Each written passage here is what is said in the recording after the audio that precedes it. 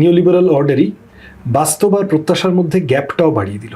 মানে তুমি দেখছো যে তোমার প্রিয় সিনেমার নায়ক নায়িকা সুইজারল্যান্ডে প্রেম করছে, কিন্তু এদিকে তোমার নিজের একটা মানে কি বলবো, তোমার নিজের গড়িয়াহাটের একটা কেবিনে গিয়ে একটু শান্তিতে বসে 2 প্লেট চাউমিন খেতে গেলে যে টাকাটা লাগে সেইটা তোমার কাছে নেই।